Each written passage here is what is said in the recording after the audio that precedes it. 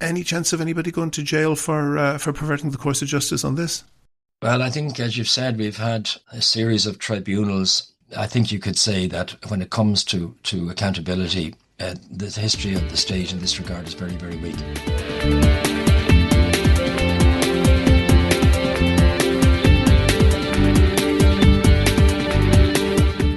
This is Here's How, Ireland's political, social and current affairs podcast, presented by William Campbell.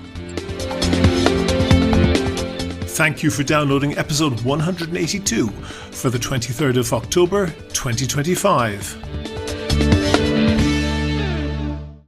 Lucid Talk is the Belfast-based polling company which every year does a poll on attitudes in the north to a border poll. Polls are, of course, only polls, but some of them are useful, especially this one, because year after year they do the same poll with the same questions and the same methodology, so even if you quibble about the results, you can't argue with the direction of change over time. In their 2024 poll, unionism had a 10-point lead over nationalism, 49 to 39%. The same poll this year cut that margin to 7%. This, of course, isn't a normal poll, just like anything in Northern Ireland isn't a normal anything. This is not measuring opinion going back and forth in cycles. It's mostly just reflecting demographic changes.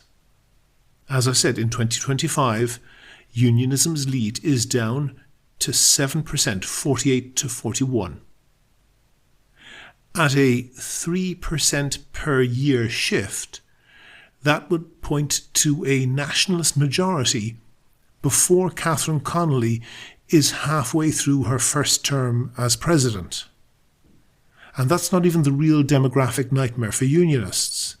The real disaster is that their support is concentrated in the older demographics. Unionism literally is dying.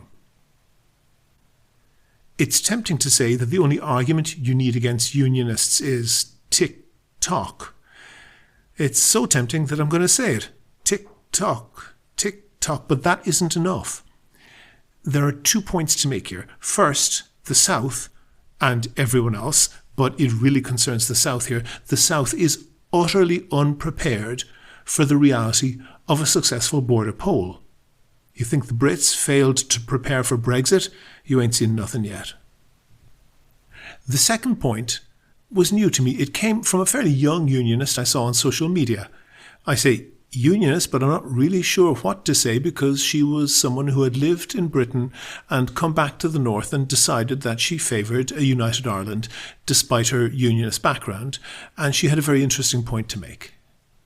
She spoke about how older unionists were furious with her, complaining to her that she didn't know what she was talking about because she didn't live through the Troubles, but she had a good answer for them. She said yes, she didn't live through the Troubles, so that meant her view was clearer.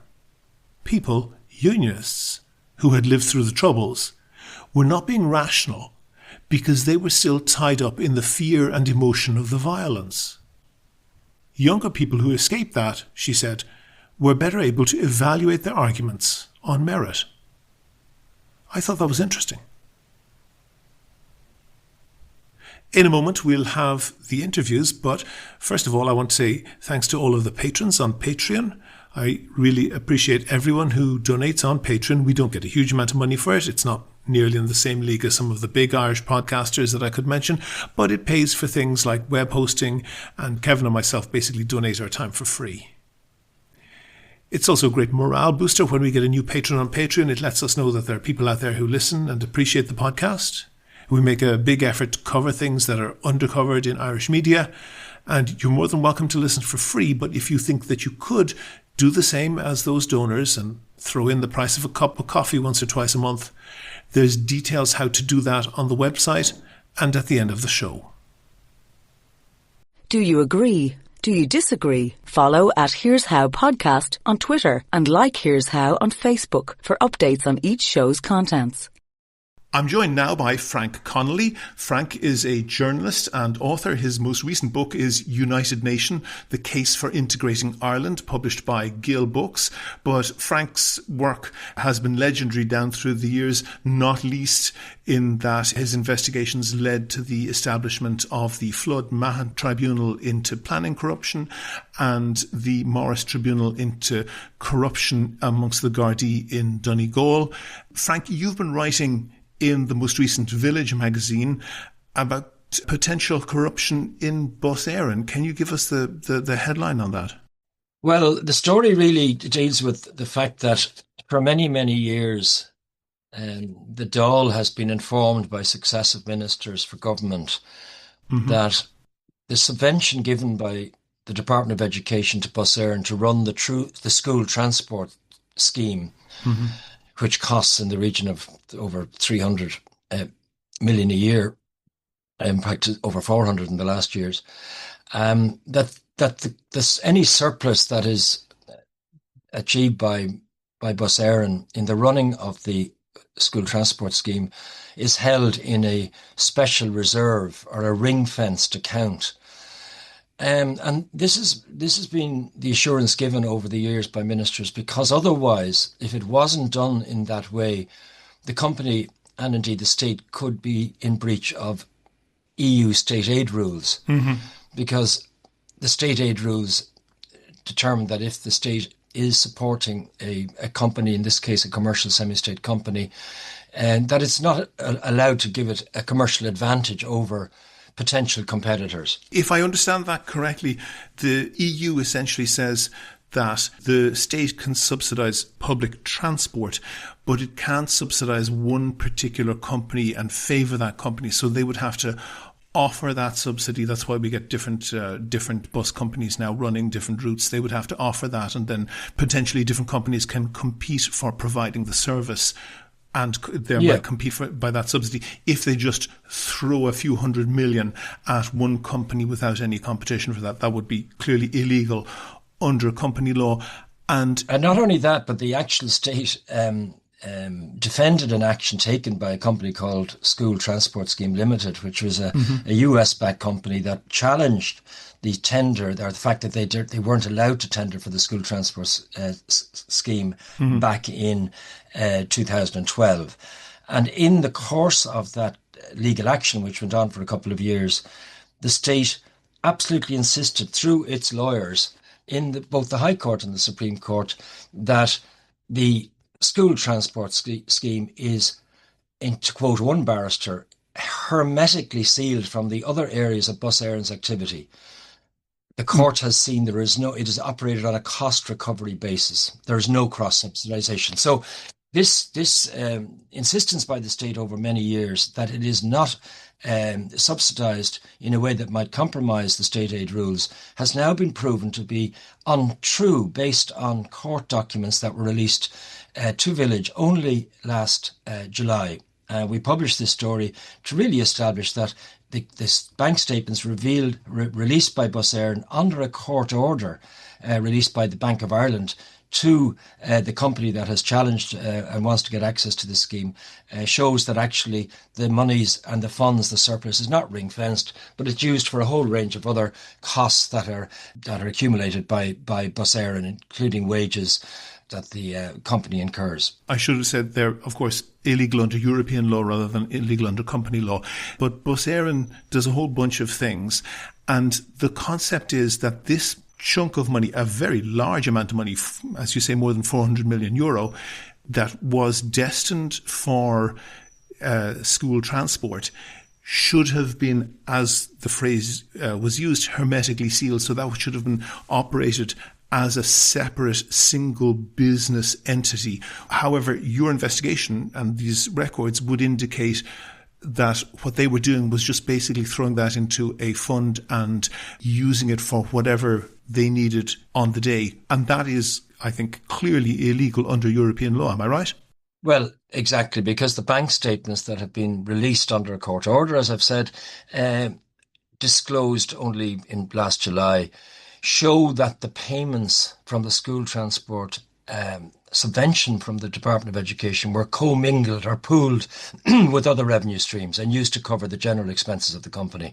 And this is shown in the actual bank statements themselves, which there's about 10 years of bank statements from 2010 to 2018, 8 years. And what's interesting now is that only in the last couple of days, which we weren't able to report because the magazine came out before this happened, Bus Éireann has now challenged, is bringing the company STS, who got these documents, got access to these bank statements, is bringing them to court and has asked them to come into the court next week to return these statements. In other words, they're challenging whether they should have the right to have obtained these statements in the first place. This is part of a wider legal action, which I won't go into, but the point is that the bank statements have now been published in Village magazine, and we have no problem publishing them, and there was nothing wrong in our publishing them. Bus Éireann aren't challenging the truth of them, are they? Absolutely not. If anything, it's basically giving an indication that they don't want these bank statements to be circulating in the public. But what's more important in this, William, is that for many, many years, ministers, including the most recent minister, most recent Minister for Education before the last election, Norma Foley, but going right back to Leo Varadkar when he was Minister for Transport, because Transport obviously are part of this in that they are responsible for the operation of the school transport scheme. And indeed, the Dáil Public Accounts Committee, successive ministers have denied that the funds are not ring-fenced, have insisted that they're held in a separate account. As Leo Varadkar said at one occasion, the scheme operates on a cost recovery basis and Bus Éireann does not make a profit on the scheme. This was in 2013. The Public Accounts Committee were told that that a report by the Controller and Auditor General, who questioned this whole operation and suggested in his report that the accounting of this scheme is not adequate, but also he suggested that there was no clear explanation by the department as to why the accumulated surplus is necessary and why it didn't negotiate the terms previously. So the Public Accounts Committee, the Supreme Court, the High Court and Leinster House, the Dáil itself, over many years has been told that these monies are ring-fenced, there's no surplus. And more importantly, I suppose in some ways, the European Commission was told the same thing back in 2014. Do we have any indication, Frank, whether this was the people in the Dáil knowingly giving false information, or whether they were supplied with false information by CIE or Bus Éireann, and then they passed that on in good faith? Well, we do report that. We do report that in the article, and we show how senior civil servants and senior officials at Bus Éireann discussed how they were going to respond to the requests by the Controller and Auditor General when he was trying to get information, and the civil servants in this case decided that they weren't obliged to disclose this. Firstly, the Controller and Auditor General doesn't have a remit over commercial semi-state bodies, so he could only ask questions. He couldn't enforce answers, so to speak. But they continued to insist that there was a non-committed reserve to be used solely for the purposes of the student transport scheme. The language changed, but they eventually conceded that there was a surplus, but they still continued to insist that this surplus was ring-fenced, and right up to literally 2024 in Dáil answers. So it is clear that there was some knowledge that this was dodgy behaviour outside of Bus Éireann.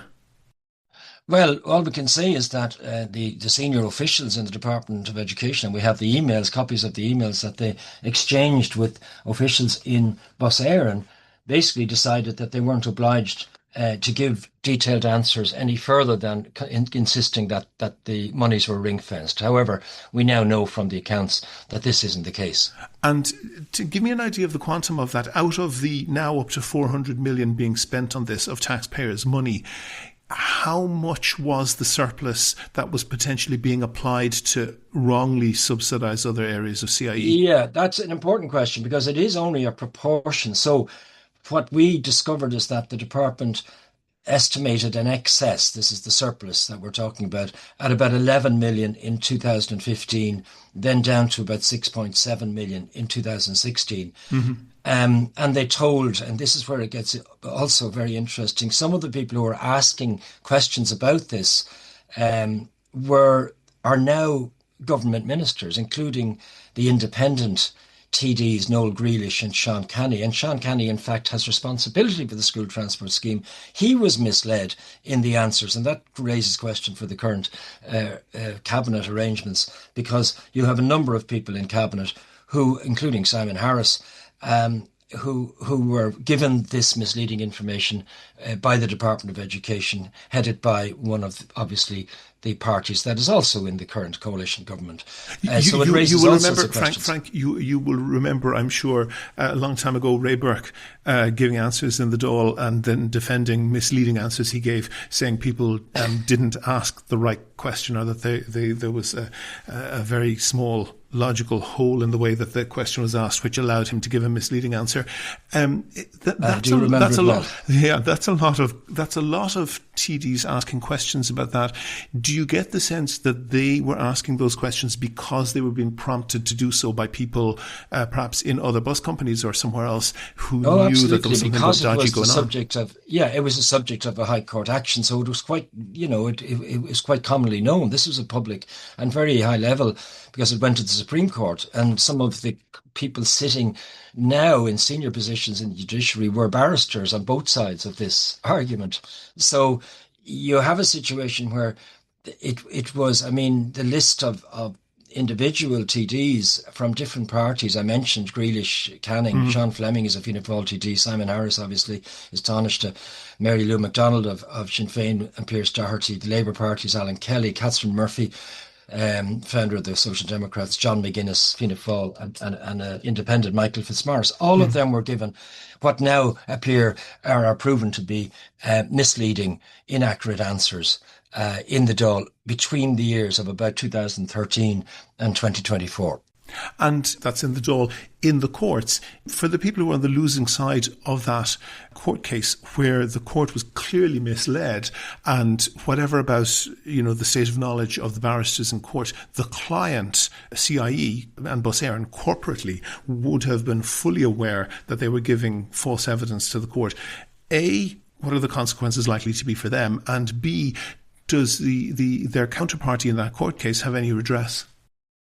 Well, there's two immediate issues in that. An important question, because one, the legal costs of the earlier actions, High Court and Supreme Court actions, have yet to be adjudicated and decided by the legal costs adjudicator, and submissions have now been made to that body to take into account the recent disclosures from the bank statements.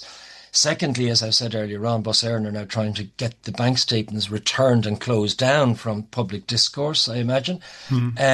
But thirdly, it opens up a serious problem with the EU Commission, because it undermines the assurances given by the government that there was no such surplus, and that any excess funds were ring-fenced over the years that the EU was questioning this issue. And of course, as I say, the Public Accounts Committee will now take an interest, because they were informed in 2017 before they issued after the Public Accounts, this Controller and Auditor General issued what's called Special Report 98 on the issue. Public Accounts Committee can feel aggrieved because it was also misled in the hearings on the CNAG's report. In past decades, various people in our neighbour, which shares a common law jurisdiction with us in Britain, including former cabinet ministers, have gone to jail for perverting the course of justice. In some cases where they submitted evidence in court cases, such as libel cases, which turned out to be untrue, but in other cases where they just instructed lawyers and had not provided any evidence to the courts, and the case never went to court, but they instructed lawyers who then communicated with their adversary falsely. Any chance of anybody going to jail for perverting the course of justice on this? Well, I think, as you've said, we've had a series of tribunals into corruption and planning and in public life generally, and in relation to Garda corruption that you mentioned earlier on. And a small handful of people have served some time in jail, including Ray Burke that you mentioned for tax evasion. George Redmond, Liam Lawler for obstructing the High Court orders pertaining to the tribunal. But other than that, I think you could say that when it comes to accountability, the history of the state in this regard is very, very weak. There is an issue here because in recent times, the Attorney General, who has been repeatedly asked about this issue, he recently replied to STS Limited, the company that took the legal actions and is likely to take more on the foot of these bank statements. He was very critical of them and claimed that the Supreme Court had found that none of the allegations concerning the withholding of information in respect of the Bus Éireann accounts come within the provisions of recent criminal statutes. In other words, he's basically saying that you've lost in the Supreme Court, that there was no criminality found. And the company is now obviously going to go back and ask the Attorney General to reconsider his position, given what has emerged from the bank statements released in July. We have a cabinet which includes, or sort of a government which is supported by the independent group, the regional deputies led by Michael Lowry. And Michael Lowry was found by a tribunal back in the day to have assisted businessman Dennis O'Brien with the obtaining the second mobile phone license back in the mid-1990s, which turned Mr. O'Brien into a billionaire, effectively, yeah. Frank Connolly, journalist extraordinaire. That full story is in the current issue of Village magazine. Thank you very much for talking to me. Thank you, William. Do you agree? Do you disagree? Here's How is Ireland's political, social and current affairs podcast. I'm joined now by Tony Lowes. He's the director of Friends of the Irish Environment. That's a long-standing environmental group which took the case against the Government of Ireland known as the Climate Case Ireland, which led the Supreme Court to strike down the National Mitigation Plan for Climate Change on the grounds that it didn't meet the requirement of laws requiring specific plans to deal with climate change. And there's lots more information about legal cases that group has taken on their website. Tony is with me now to talk about something else. Tony, you've written a piece for the current edition of Village magazine about bogs. What's so special about bogs? Well, I think we really have a very iconographic view of our bogs, cultural view of our bogs. They form the basis of so much of our literature, so much of our culture, so much of our psyche, that the scientific issues that arise from their treatment have never really been understood. And that's our biggest problem. What happens is that the bogs, a healthy bog, will actually take greenhouse gases out of the atmosphere and put them back, begin the process of putting them back in the earth where, many of them came from. So that,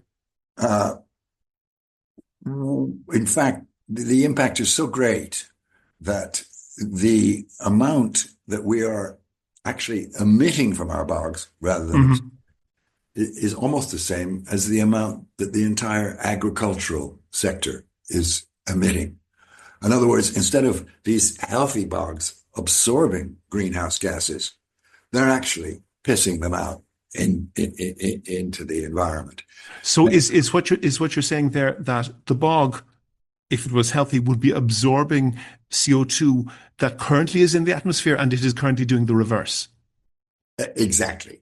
It should be absorbing the CO2, the green lungs, they call them, or they've been compared to the Amazon forests. And in fact, there's far more carbon stored in our bogs than there are in the forests. Because my understanding, and this is very much a school child understanding, my understanding of the bogs was that they were essentially an incomplete version of the coal that became deposited in other countries, that it was carbon that had been absorbed millions of years ago but not quite so many millions of years, or not in exactly the same circumstances as caused it to be coal. So it was sort of like the same thing as coal, but not quite. But you're saying that not only is it possible for the bogs to absorb ancient carbon, they could actually be absorbing current carbon as well. Absolutely. The emissions that we're dealing with now arise mainly through the burning of fossil fuels. So the coal that you're referring to, which is the end product, in fact, of peat, of turf, if it's left long enough, is the locking up in the minerals of the CO2, so that when we turn around and expose it and bleed it out, it increases the amount of emissions in the air. One of the interesting factors, and one of the things that makes it so difficult to deal with this, is that we think that forestry is an answer. If we plant trees, they will absorb the CO2, and we will go into this, happy land. But in fact, the trees don't absorb that much of CO2, and they store carbon in the soil. So if you go in and you dig a hole to plant a tree, you're going to be letting out emissions. And the result is now that in Ireland, our forestry is giving out more greenhouse gases than it's absorbing. And what's the solution for that? You said if it was a healthy bog, that it would be absorbing CO2. What is wrong? What is happening that is not happening? Well, there's a long historic record in Ireland of drainage, drain the Shannon on. And farmers have been draining their land for years, and this is always was considered to be a good thing. But in fact, the way forward is to re-wet those areas, those huge areas that they reclaimed from bogs and turned into grassland. If you allow them to re-wet, and I don't mean that they turn into a lake, you raise the water level until it's about 18 inches below the surface, something like that. So you can still actually use the surface for grazing most of the year, not all of the year probably, but you're re-wetting the soils again and allowing them to function in the way that they're supposed to absorb the CO2 And why isn't that happening?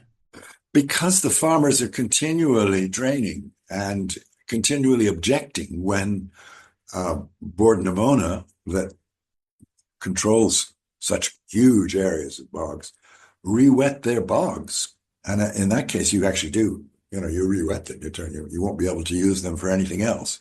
But those bogs that have been stripped for years can come back if they're allowed to be re-wetted. But the neighboring farmers are exceedingly concerned, because they say that by this, re-wetting, their own lands are in trouble, and they want to deepen their ditches and protect themselves more, which is entirely counterproductive. There has to be podioculture is what they call it. There has to be a move towards farming adjusting to the need to raise the water table, rather than the traditional answer of drain it, drain it, drain it, drain it. Is there a sense, Tony, that what you're advocating there may have very good ground in terms of climate change, and also have other benefits in terms of preserving nature, but that particularly the latter of that is sort of an urban middle-class concern that doesn't really address the needs of people who perhaps own the land, or at least work it, and need to make a living out of it? I think that's very true. We were caught when the restrictions first came in. They came in under the Habitats Directive under Michael D. Higgins in 1997. And that was the time that we actually were formed, because we found that the National Trust, Antashka, was unwilling to use the European Commission to process our problem. They said it was hanging our dirty laundry out in public. And we felt that the impetus was coming from the Habitats Directive, the value of restoring and identifying our important areas and protecting them was of paramount importance. But the first thing was happened, they delayed the introduction of the Habitats Directive by 10 years because they realized that they were walking into an awful situation where... In rural Ireland, this is a hot political issue. It formed the careers of Luke Ming Flanagan and perhaps some other independents as well. The big parties don't want to lose seats in those sort of circumstances, do they?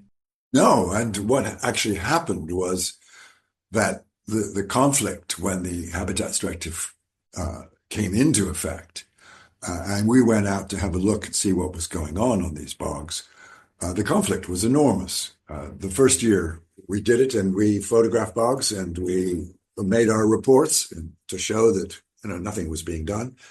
And all hell broke loose. When we went back the next year, there were big signs, Tony Lowe's and Phi keep out. And we couldn't get access to any of the bogs to see what was going on. But they said to us something that was very important, I think. They said, why are you coming after us, little people? When look across the hedgerow here and you will see bogs of 100, 120, 200 hectares being industrially stripped. And you're complaining because, By Bord na Móna. Yeah, by Bord na Móna. And you're complaining because we're out here with our Shane getting enough to keep ourselves warm in the winter. And of course, they had a point. Well, the first thing to do was to deal with the people who lost their turbary rights. And that was to provide them with many years turf supply or financial compensation. And that covered thousands, several thousands, 4,000, I think, people, maybe more. And of course, the government, under the rewetting program that we have to face, the government hopes that most of that will be done by Bord na Móna. And of course, a great deal will be done by Bord na Móna, but not all. The agricultural issue is enormous. And we have yet to do a land use plan. So, for instance, we don't know what importance we should give to, say, a solar farm of 500 hectares or a tillage farm of the same amount. Tony Lowe's, Director of Friends of the Irish Environment. That full story is in the piece you've written in the current Village magazine. Thank you very much for talking to me. You're welcome. Do you agree? Do you disagree? Follow at Here's How Podcast on Twitter and like Here's How on Facebook for updates on each show's contents. So Village Magazine, Village Magazine, Village Magazine. If you've been paying attention, you might have noticed that we are doing this edition of the podcast in conjunction with Village Magazine. And joining me on the line now is the editor of Village Magazine, Michael Smith. Michael, good to talk to you. Thanks, William. Lovely to be with you. We're very excited about this podcast collaboration. And the new edition is on the newsstands now. Anything else particularly interesting or notable in it? I think, William, there's always a lot in the magazine. We've, I think, 35 stories in total. But the main stories, I suppose the cover stories are, I did an interview with the ascendant presidential candidate, Catherine Connolly, who I think it was more maybe penetrating interview than most of the anodyne stuff that's out there with her. And I pursued her a good bit on her background and on various controversies. And I suppose I found her warm and engaging, but also with a surprising steel underpinning the whole thing. But she certainly wasn't backing down on anything. If anything, she was doubling down, I suppose. So that was one of our lead stories. The other lead story was about the revenue taking on the GAA, and we're looking at the GAA finances and governance against the background where the president, Jarlath Burns, recognised that up to 35% of GAA operations historically have been what he described as inauditable, and we explore the consequences of that for the voluntary and amateur status of the GAA. You're not shying away from controversy. Yeah, that's controversial. It should be of interest to people across the country. I suppose Conor McGregor is also of interest to a lot of people, Ireland's most famous man. And we have a feature highlighting how, ironically, bearing in mind his worldview, he is employing student immigrants for more hours than the immigration authorities legally allow, at his Black Forge Inn pub in Crumlin. A lot of other stories. We've an article by Eamon Ryan. We've an article by the economist Colin McCarthy. David Burke is looking at the Haughey Fitzgerald book recently published by Owen O'Malley. We've a feature on rejuvenation of the North Inner City. We've a piece about how there's a complaint into the British Press Standards body about the Spectator, which alleged that Ireland and its government were anti-Semitic. And we have a piece about how Michael Healy-Rae continues as director of a number of companies in breach of ethics legislation because he was supposed to give up those paid directorships when he became a minister. And we have a mean feature on the late Paul Durcan by Kevin Kiley, which we've titled Reading in the Dark. And our idiot of the month, which we feature every edition, I'm afraid, is Maria Steen, who I don't think in anybody's terms is really an idiot, but we just make the case that as somebody who's not noted for her liberalism, that it was probably a bit naive for her to think that she could rely on a nomination by Michael McDowell, who is notably liberal. So she's village idiot for October and November. But I'd emphasize the magazine is overflowing with hot newsy stories, and of course there's sections on environment and culture and media, as well as our international section. Before I let you run away with too much of an advertisement on that, Michael, I'll say that is on the newsstands now. Thank you very much for that preview, and look forward to talking to you again. Great pleasure, William. I look forward to talking to you soon. Go to the website for sources and references from the show. And while you're there, you can like the show on Facebook, follow the show on Twitter at Here's How Podcast, even on X, and follow Village Magazine at Village Mag IRE, and get in touch if you want to suggest a guest or a topic for a future show. Also, thanks again to all of the patrons on Patreon. It covers the costs of keeping the podcast going, and if you could throw in a couple of euro once or twice a month, please do go and sign up at patreon.com/here's how. That link is on the website. Also there you can find out how to subscribe to the podcast for free on your computer, on your phone, or by email. All that information is at www.here'show.ie. The Here's How podcast is produced and presented by me, William Campbell. The co-producer is Kevin Wolf. Thank you for listening.